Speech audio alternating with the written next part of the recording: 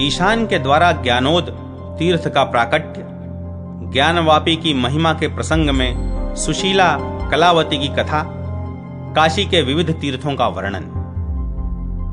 अगस्त जी बोले, स्कंद, अब आप ज्ञानोद तीर्थ का महात्म्य बतलाइए, क्योंकि स्वर्गवासी भी इस ज्ञानवापी की प्रशंसा करते हैं। कार्तिकेय जी ने कहा, अगस्त्य, यह काशी तीर्थ महानिद्रा में सोए अर्थात मृत्यु को प्राप्त हुए जीवों को ज्ञान एवं मोक्ष देने वाला है। संसार सागर के भंवर में गिरे हुए प्राणियों के लिए नौका स्वरूप है, आवागमन से खिन्न जीवों के लिए विश्राम स्थान है तथा अनेक जन्मों के बटे हुए कर्मसूत्र को काटने वाला छुरा है। इतना ही नहीं, यह क्षेत्र सच्चिदानंदमय परमेश्वर का धाम और परब्रह्म रस की प्राप्ति कराने वाला है। यह सुख का विस्तार करने वाला तथा मोक्ष के साधन में सिद्धि देने वाला है। एक समय इस तीर्थ में ईशान कोण के अधिपति ईशान नामक रुद्र स्वेच्छा से विचरते हुए आए। यहां आकर उन्होंने भगवान शिव के विशाल ज्योतिर्मय लिंग का दर्शन किया, जो सब ओर से प्रकाश पुंज द्वारा व्याप्त था। देवता, ऋषि, सिद्ध और योगियों के समुदाय निरंतर उसकी आराधना में संलग्न रहते थे।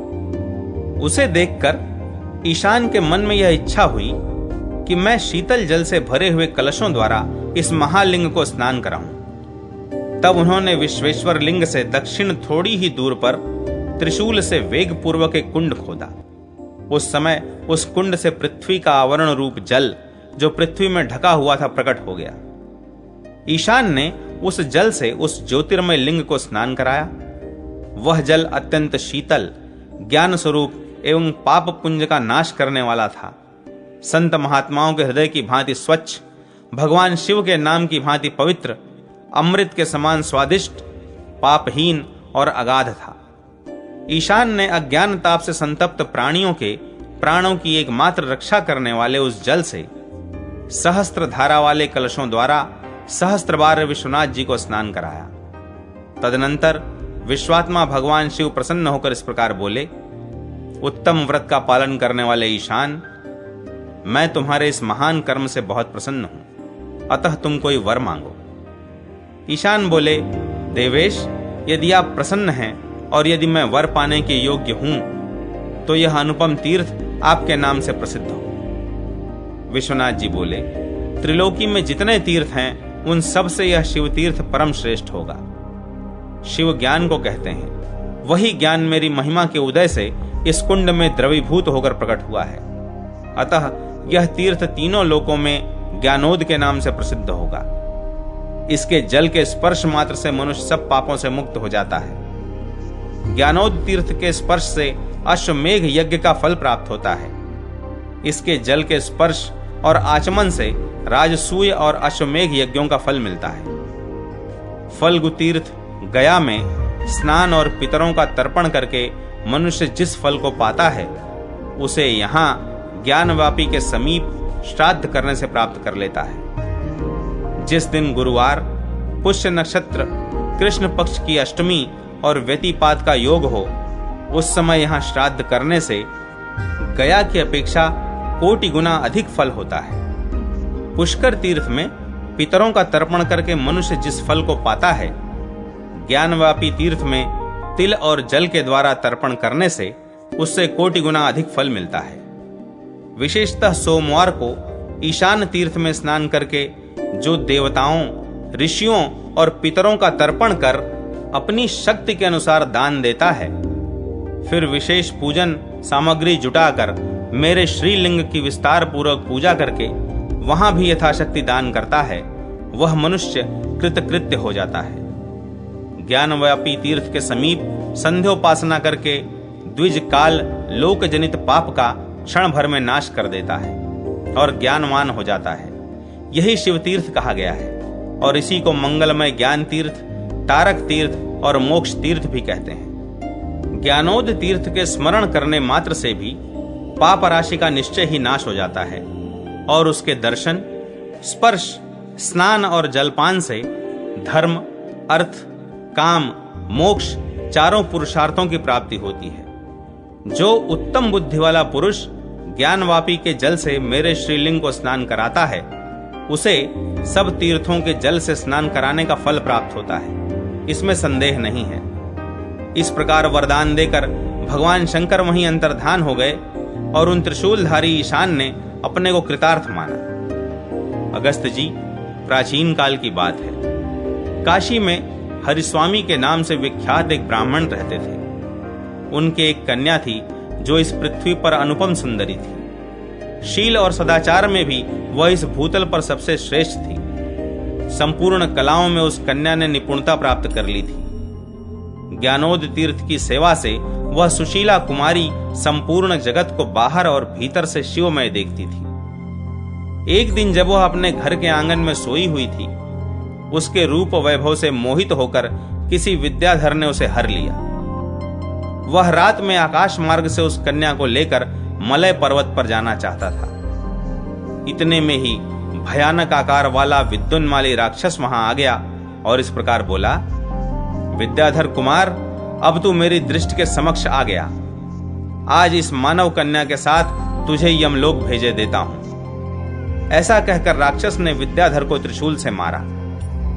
विद्याधर कुमार भी बड़ा बलवान था। उसने वज्रपात के समान मुक्के से उस राक्षस को मारा। उसके मुष्टिका घात से चूर चूर होकर वह राक्षस पृथ्वी पर गिर पड़ा। इधर त्रिशूल से घायल हुआ विद्याधर भी उस संग्राम में प्राण त्याग कर वीर गति को प्राप्त हुआ। सुशीला ने उस विद्याधर को ही पति मानकर शोकाग्नि से संतप्त हो अपने शरीर को भस्म कर दिया। विद्याधर कुमार ने मृत्यु काल में अपनी प्रियतमा का स्मरण करते हुए ही प्राणों का त्याग किया था। अतः राजा मलय केतु के यहां उसने नूतन जन्म ग्रहण किया। उधर सुशीला भी विद्याधर कुमार का स्मरण करती हुई प्राण त्याग कर कर्नाटक में उत्पन्न हुई। उसके पिता ने अपनी उस कन्या कलावती को समयानुसार मलय केतु के पुत्र के साथ ब्याह दिया। पूर्व जन्म की वासना से वह सती इस जन्म में भी शिव मूर्ति की पूजा में तत्पर हुई। मलय केतु के पुत्र का नाम माल्य केतु था। उसे पति रूप में पाकर पतिव्रता कलावती दिव्य भोग एवं वैभव की अधिकारिणी हुई। उसने 3 संतानों को जन्म दिया। एक दिन कोई उत्तर भारत का चित्रकार राजा माल्य केतु के यहां गया। उसने राजा को एक विचित्र चित्रपट दिखाया। वह चित्रपट लेकर राजा ने उसे कलावती को दे दिया। उस चित्रपट को देखते ही कलावती के शरीर में रोमांच हो आया। वह एकांत स्थान में बैठकर अपने प्राणाराध्य देवता भगवान विश्वनाथ को बार बार देखती हुई अपनी सुध बुध भूल गई। थोड़ी देर में सावधान होकर उसने देखा कि इस चित्रपट में लोलार्क कुंड के समीप उससे और आगे परम सुंदर असी और गंगा का संगम है और उत्तर में भगवान केशव के चरणों के समीप यह वर्णा नाम वाली श्रेष्ठ नदी बहती है। इधर ये उत्तर वाहिनी गंगा है, जिनमें स्नान करने के लिए स्वर्गवासी देवता भी सदा लालायित रहते हैं। यह परम शोभायमान मणिकर्णिका तीर्थ है, जो साधु पुरुषों के मोक्ष का साधन है। जहां मृत्यु होना मंगल माना गया है, जहां जीना सफल होता है और जहां स्वर्ग तिनके के समान समझा जाता है, वही यह श्री मणिकर्णिका तीर्थ है। यही वह कुल स्तंभ है जहां भगवान श्री काल भैरव इस तीर्थ में पाप करने वाले प्राणियों को तीव्र यातना का अनुभव कराते हुए दंड देते हैं। यह पवित्र कपाल मोचन तीर्थ है, जहां भैरव के हाथ से कपाल गिरा था। यह तीनों ऋणों से छुड़ाने वाला विशुद्धि कारक ऋण मोचन तीर्थ है। यह अद्भुत ओमकारेश्वर का स्थान है, जहां ओमकार नाम से प्रसिद्ध परब्रह्म परमात्मा नित्य प्रकाशमान है। अ, उ, नाद और बिंदु, इन 5 स्वरूपों वाले प्रणव रूप परब्रह्म जहां सदैव प्रकाशित होते हैं। यह परम सुंदर मस्त्योदरी तीर्थ तथा ये परम दयालु भगवान त्रिलोचन देव हैं। इधर ये कामेश्वर देव हैं। यहां भक्तों के मनोरथ की सिद्धि के लिए स्वयं भगवान शंकर लीन हुए हैं। इस कारण उनकी स्वरलीन संज्ञा हो गई है। काशी में इस क्षेत्र के अभिमानी देवता जो महादेव जी हैं, इन्हें पुराणों में भगवान विश्वनाथ कहा जाता है। यह उन्हीं का अद्भुत मंदिर है और वे स्कंदेश्वर महादेव हैं। इनका श्रद्धा पूर्वक दर्शन करने से मनुष्य आजन्म ब्रह्मचर्य का फल प्राप्त करता है। इधर ये सब सिद्धियों के देने वाले विनायकेश्वर हैं, जिनकी सेवा से मनुष्यों के संपूर्ण विघ्न नष्ट हो जाते हैं। यह साक्षात काशी देवी हैं, जिनके दर्शन मात्र से मनुष्यों का पुनर्गर्भवास नहीं होता। यह पार्वतीश्वर का महान मंदिर है, जहां मोक्षदाता भगवान महेश्वर गौरी देवी के साथ नित्य निवास करते हैं। ये महापातकों का नाश करने वाले भृंगीश्वर हैं तथा ये 4 वेदों को धारण करने वाले चतुर्वेदेश्वर हैं, जिनके दर्शन से ब्राह्मण वेदाध्ययन का फल पाता है। इधर यज्ञों द्वारा स्थापित यज्ञेश्वर नामक शिवलिंग है, जिसकी पूजा से मनुष्य संपूर्ण यज्ञों का महान फल पाता है। यह पुराणेश्वर लिंग है, जिसके दर्शन से मनुष्य 18 विद्याओं का ज्ञाता होता है। यह धर्मशास्त्रेश्वर महादेव हैं, जिनके दर्शन से धर्मशास्त्रों के अध्ययन का पुण्य प्राप्त होता है। यह सब प्रकार की जड़ता का विनाश करने वाला सारस्वत लिंग है। और इधर यह सप्त तीर्थेश्वर लिंग है, जो सबको तत्काल शुद्धि देने वाला है।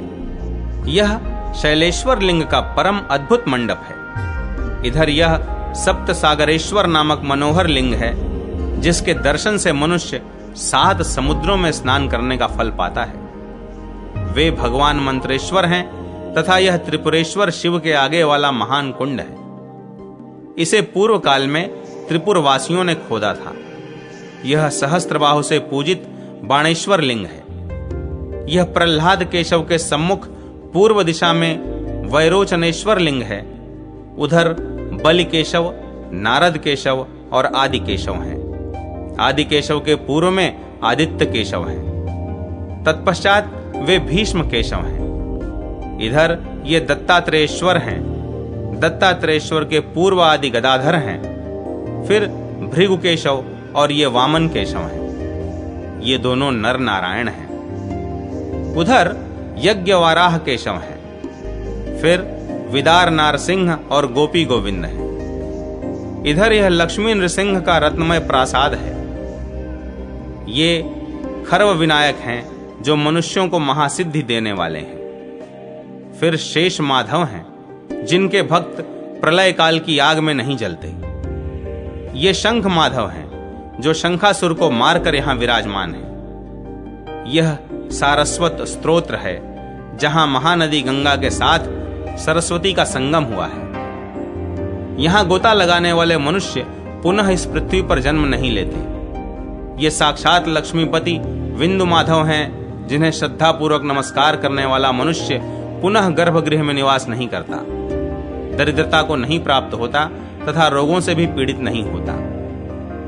जो नाद बिंदु स्वरूपधारी एकमात्र प्रणव रूप परमात्मा है, जिसे निराकार परब्रह्म कहते हैं, वही ये भगवान बिंदु माधव हैं। यह पंच ब्रह्मात्मक पंचनद तीर्थ है। इधर ये मंगला गौरी हैं। अज्ञानांधकार का नाश करने वाले मयूखादित्य नामक सूर्य हैं। उधर वे दिव्य ज्योति प्रदान करने वाले गभस्तीश्वर नामक महाशिव हैं। ये तीनों लोक में प्रसिद्ध किरणेश्वर हैं। इधर यह पातकों को धो डालने वाला धौत पापेश्वर नामक शिवलिंग है। ये निर्माण नृसिंह है। उधर ये मणिप्रदीप नाग हैं। यह कपिलेश्वर लिंग है। इनके दर्शन से नरों की तो बात ही क्या है, वानर भी मुक्त हो जाते हैं। यह प्रिय व्रतेश्वर नामक लिंग प्रकाशित हो रहा है। इधर यह कलिकाल की पीड़ा दूर करने वाले श्री कालराज का श्रेष्ठ मंदिर है। यह परम सुंदर मंदाकिनी है, जो तपस्या करने के लिए यहां आई है। यह काशीवास का सुख पाकर भी स्वर्गलोक में नहीं जाना चाहती है। यहां विधिपूर्वक पितरों का श्राद्ध और तर्पण करके पापी मनुष्य भी नरक का दर्शन नहीं करता। यह रत्नेश्वर नामक शिवलिंग है। रत्नेश्वर के प्रसाद से किसने मोक्ष रूपी रत्न नहीं पाया है। भगवान कृतिवासेश्वर सब लिंगों में प्रधान हैं। ये भगवती दुर्गा हैं और यह उत्तम पितृलिंग है। यह चित्र घंटेश्वरी देवी हैं और यह घंटा कर्ण सरोवर है। यह ललिता गौरी और यह अद्भुत रूप वाली विशालाक्षी हैं। ये आशा विनायक हैं और यह परम अद्भुत धर्मकूप है जहां पिंड दान करके मनुष्य अपने पितरों को ब्रह्मलोक में पहुंचा सकता है। ये विश्वभुजा देवी हैं और वे वंदी देवी हैं। यह त्रिलोक वंदित दशाश्वमेघ तीर्थ है। यह सब तीर्थों में उत्तम है और इसे प्रयाग तीर्थ बताया गया है। यह अशोक तीर्थ है और ये गंगा केशव है। यह श्रेष्ठ मोक्ष द्वार तीर्थ है और इसको स्वर्ग द्वार तीर्थ भी कहते हैं।